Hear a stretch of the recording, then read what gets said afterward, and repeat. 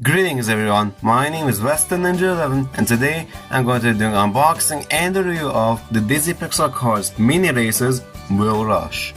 So let's get into it, but first let's take a quick look at the packaging. There's a clear see-through blister where you can see the vehicle inside. On this side we have the Mattel logo and it tells you that's for ages 3 and up. And on the other side we have a logo that states that the vehicle was made of metal, and we also have a choking hazard warning. Up on this side here we have the Mini Races logo, and on the other side we have the Disney Pixar Cars logo. Up top we have an image of Lightning McQueen and Mater. And on the other side we just have a prototype image of Will Rush up here, and we also have his name Will Rush in 2 different languages. And the rest of the stuff on the back here is just a bunch of jargon that no one cares about. So now without further ado, let's crack him open.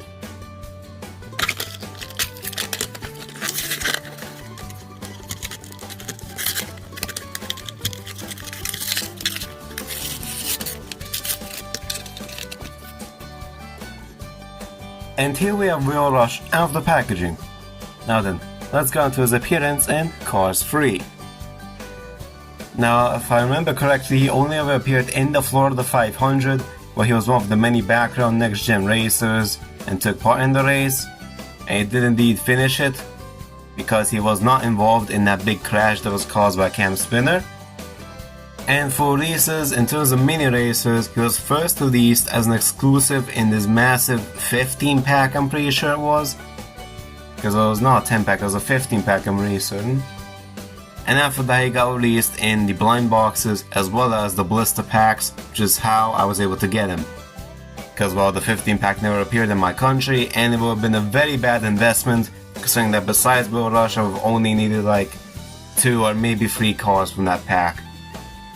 Now then, let's take a look at Will Rush. On the front here we can see that he has a determined expression with blue eyes and purple eyelids. And he also has 2 headlights on the front, and he also has a black mustache grill, which is hard to see because of his color. He also has 2 vents on the front, as well as a yellow or a goldish stripe going along the bottom. On his roof we can see the vinyl toupe logo. We also see a bunch of little lines going along him, a bunch of little squares. And it has this sort of synthwave aesthetic to it, which I kinda like. It's a pretty interesting aesthetic to have. Moving on to the side, we can see more of that synthwave like square pattern going along. This nice metallic purple, it looks really cool, I love it. He also has purple rims, which also have a gold trim around them, and the black Lightyear tires. He has the number 76 on his side, and this gold trim on the bottom also continues along his side. He also has a gas cap, as well as the vinyl toupe logo on the back here. Its contingency sponsors are the Piston Cup, Combustor, Carbon Cyber, and Synergy. He also has exhaust pipes on the bottom, as well as a little arrow to indicate to the pit crew where to lift him up to change the tires. And his window is also painted in. Taking a look at the roof, you can see that it's completely black except the 2 roof lamps are painted purple, which is quite interesting. And Will Rush doesn't have a number on his roof for whatever reason. This is not inaccurate because it is on the 155 scale diecast as well, so it's just a weird design choice on Will Rush. Who knows, maybe it was like an error in the design when Pixar made the film. They forgot to add the number 76 on his roof while they were designing him. And he also has a window on the back with 2 black window bars, as well as a black spoiler with the vinyl toupe logo on it. On the back we can also see his 2 tail lights. He has the 2 rookie stripes due to him being a rookie, of course. He has the number 76 right there, and the vinyl toupe logo in the middle. And he also has the gold stripe going along his back. And Will Rush's design is the exact same on the other side, besides the fact that he doesn't have a gas cap on the side. And looking at the bottom, there's really nothing all that interesting to see. Some undercarriage detail here, and you can see a bunch of copyright info that is made in Thailand and 2017 Mattel.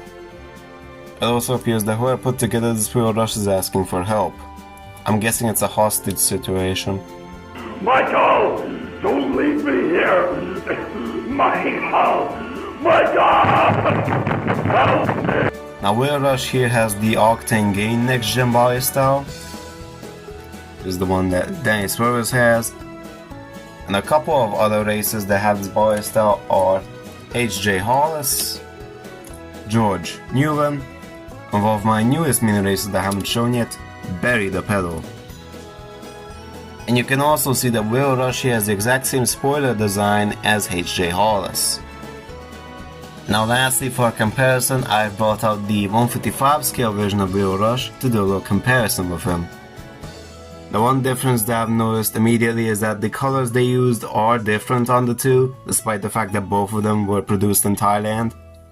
The gold on the mini racer is a lot less metallic, unlike the 155 scale version.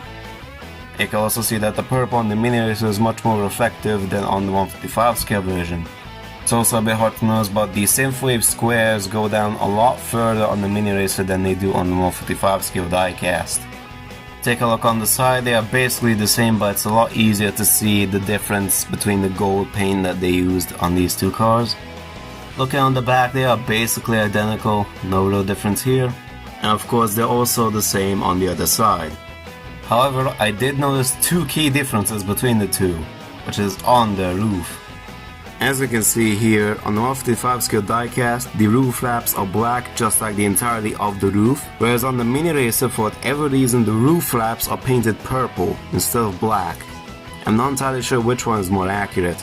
I personally think that the 155 scale one is a bit more accurate in this department. So I'm not too sure why that happened with the mini racer.